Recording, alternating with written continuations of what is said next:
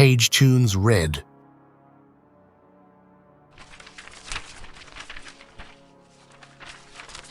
From the pages of Page Tunes magazine, monthly number 5, May 2024. Story and artwork by Michael Zeigerlig. Factory of Flesh. In the desolate outskirts of a long-forgotten city, an abandoned industrial complex stood like a haunting monument to decay, where machinery once hummed with life. Now it lay silent and desolate, a forsaken relic of the past.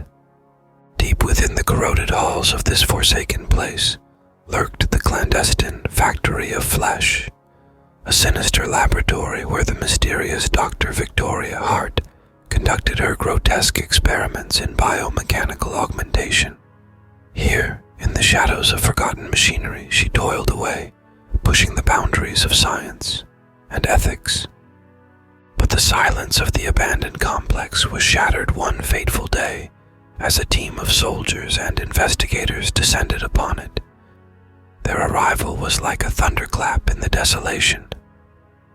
Leading the team was Captain Ethan Reynolds, a seasoned soldier with a rugged appearance that spoke of years spent in the field.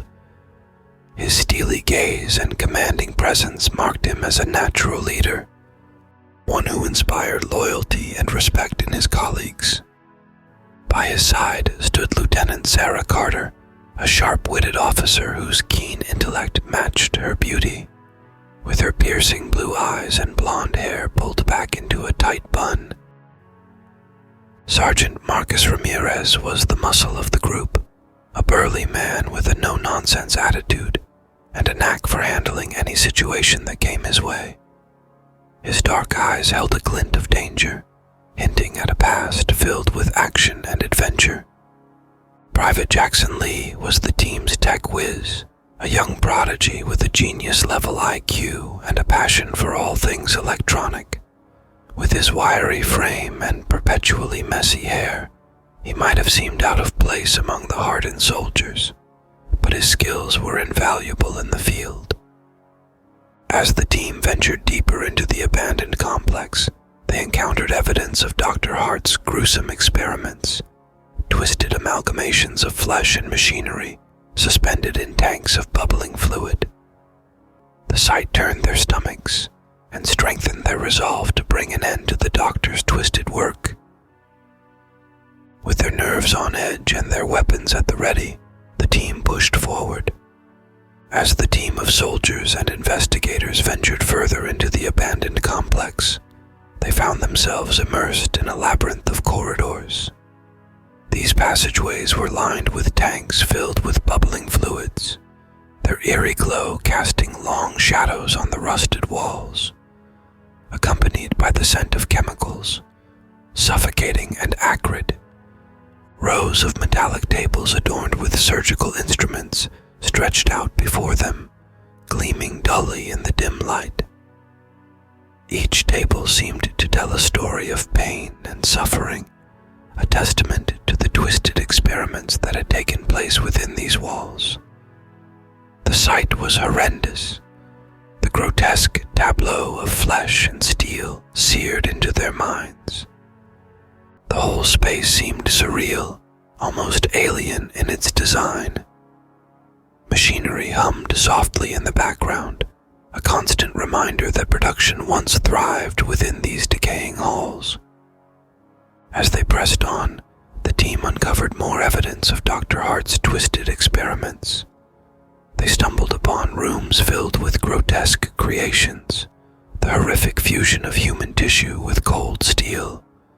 Limbs twisted and contorted, wires and cables protruding from flesh in a macabre mockery of life. Despite the horror that surrounded them, the soldiers and investigators pressed forward, their determination unyielding. Each new discovery only fueled their resolve to bring an end to Dr. Hart's reign of terror and put an end to the atrocities that had been committed. But as they delved deeper into the facility, they couldn't shake the feeling that they were being watched. Shadows danced in the corners of their vision, and whispers echoed through the corridors, a constant reminder of the unseen dangers that lurked just out of sight. With every step they took, the tension grew, a palpable presence that seemed to weigh them down.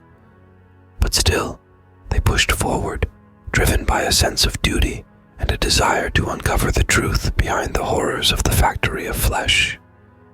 Amidst the labyrinthine horrors of the factory, the team of investigators stumbled upon a chamber unlike any they had encountered before. Within its confines, former subjects of Dr. Hart's twisted experiments lay sprawled, grotesque amalgamations of flesh and steel. Metallic tubes and limbs protruded from their mutated bodies, a testament to the horrors they had endured. Despite their monstrous appearance, the creatures still clung to shreds of humanity, their faces contorted in silent agony, their eyes pleading for release from the torment that bound them. The investigators approached cautiously, their hearts heavy with pity for these poor souls trapped in a living nightmare. Captain Reynolds knelt beside one of the creatures, his voice gentle as he tried to coax out fragments of their story. The creature's lips trembled, struggling to form words as memories of pain and suffering flooded its fractured mind. It spoke of resistance, of fighting against the invasive machinery that sought to consume it, only to be met with punishment and further experimentation. Lieutenant Carter approached another creature, her expression sympathetic as she listened to its disjointed ramblings. It spoke of longing for freedom, of a life stolen away. Its words were a haunting echo of the desperation that lingered within the walls of the factory. Sergeant Ramirez, ever the stoic soldier, attempted to communicate with a third creature, his voice gruff yet not unkind. It spoke of defiance, of a spirit unbroken despite the physical constraints imposed upon it by Dr. Hart's experiments. Its words were a testament to the resilience of the human spirit, even in the face of unimaginable suffering. Private Lee, the team's tech whiz, worked frantically at the nearby consoles, extracting data that shed light on the atrocities. His fingers flew across the keyboard as he uncovered the extent of Dr. Hart's depravity. As they delved deeper into the heart of the facility, they came upon chambers filled with machinery that hummed and whirred. These were the tools of Dr. Hart's madness, the instruments she used to twist the existence of human flesh. The team paused to examine the technical specifications of the transformation process, their eyes widening in horror at the sheer complexity of it all. The machines were a chaos of wires and circuits, their purpose obscured by layers of incomprehensible code. In one chamber, they found a vat filled with a viscous liquid, within which floated the remains of what once was a man. Tubes and wires snaked out from his lifeless body, connecting him to the machinery that surrounded him. It was a grotesque sight, a fusion of flesh and steel that defied all sense of humanity. In another chamber, they discovered a series of monitors displaying feeds from the operating rooms, where Dr. Hart had conducted her experiments. The images were horrifying, showing the agonized faces of her subjects as they underwent the transformation process. Limbs were replaced with mechanical prosthetics, organs augmented with cybernetic enhancements, until there was little left of the human form. But perhaps most disturbing of all were the notes they found, scattered throughout the facility, the ravings of a mind consumed by obsession. Dr. Hart spoke of transcending the limitations of mortality, of achieving godhood through the merging of man and machine. It was a delusion born of madness. As the team reached the heart of the factory, they were met with a sight that chilled them to the core. Dr. Hart herself stood before them, a grotesque parody of humanity, her body a mass of metal and wires. She had become one with her creations. The investigators stared in horror at the sight before them, struggling to comprehend the depths of Dr. Hart's descent. Her eyes gleamed with a manic fervor, a reflection of the twisted genius that had driven her to commit such atrocities. The team prepared to confront the doctor, but as they moved to engage her, they found themselves beset on all sides by her monstrous creations. But Dr. Hart was not content to let her creations do her bidding. With a maniacal laugh, she joined the fray, her massive form towering over them like a twisted colossus. She swung her metal tentacles with terrifying force, striking the floor and sending debris flying as the team scattered to avoid her blows. Ramirez darted to the side, aiming his rifle at the exposed joints between the doctor's mechanical limbs. His shots rang out, sparks flying as they struck metal and wires. She recoiled, her tentacles swinging wildly. Carter saw an opening and hurled a grenade into the massive cables at her back. The explosion rocked the chamber, showering the team with shrapnel.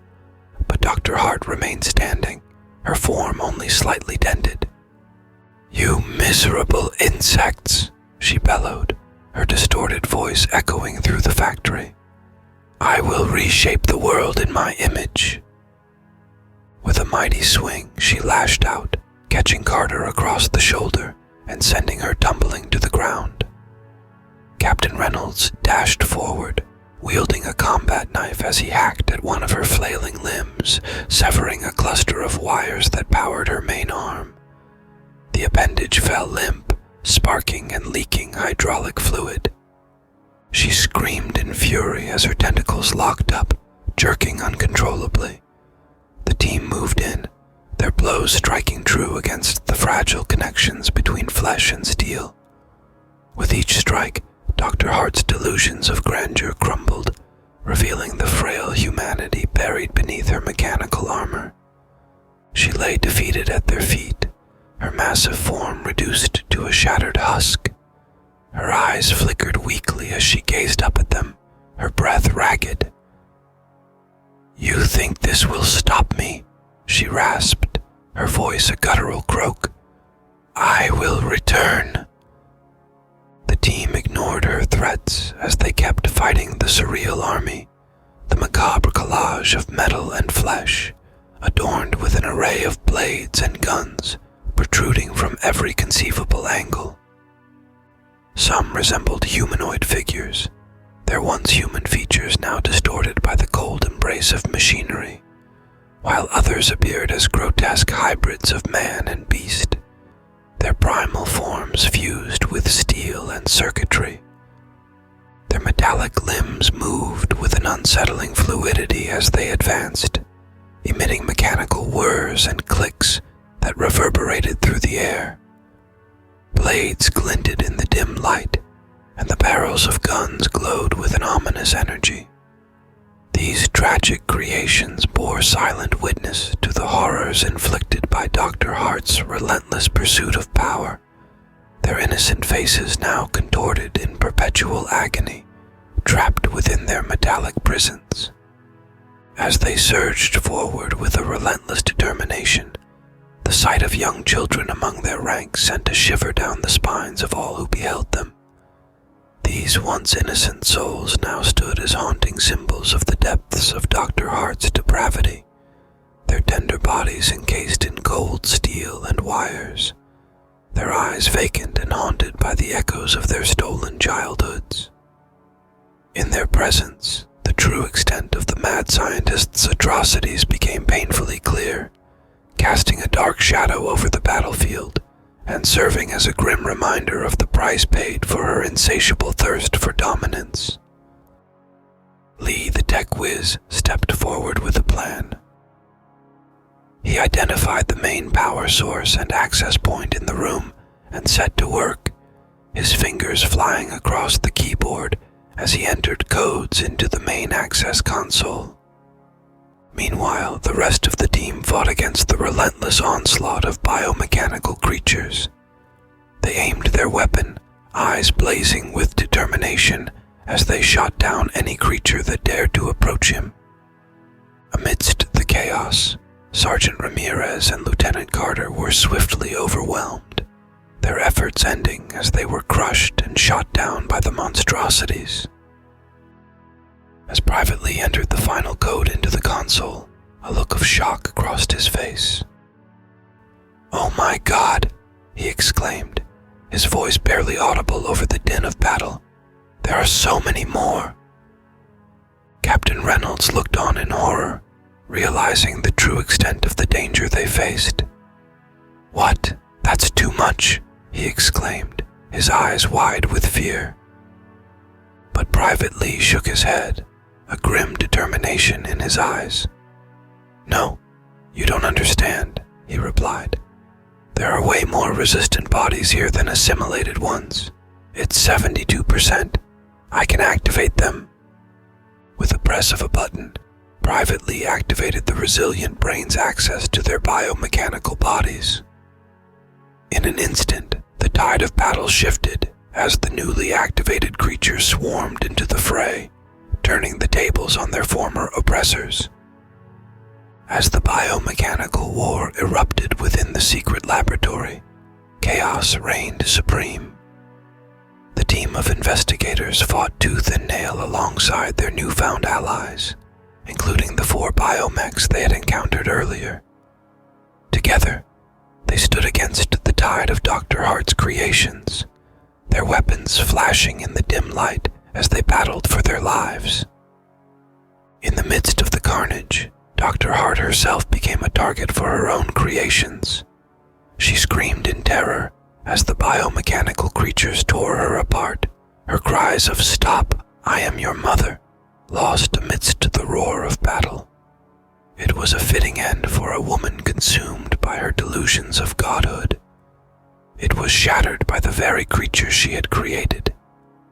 The war raged on for what felt like an eternity, but in reality, it lasted just 7 minutes and 43 seconds. But as the dust settled and the survivors took stock of the devastation around them, somber realizations dawned. They had lost Carter and Ramirez, and life trapped in a biomechanical shell was no life at all. The survivors knew that they could not continue living in such a state of existence. With heavy hearts, the biomechs approached the team and urged them to leave, promising to take care of the rest. The investigators hesitated, reluctant to abandon their allies, but they knew that there was nothing more they could do. With a final nod of farewell, they turned and made their way out of the laboratory. As Reynolds and Lee stood atop a hill about a mile away, surrounded by dense forests, they watched in solemn silence as the facility exploded in a ball of flames. It was a bittersweet victory, tempered by the knowledge of the sacrifices that had been made. But as the smoke cleared and the last echoes of the explosion faded into the distance, they knew that they had finally brought an end to the nightmare that was the factory of flesh.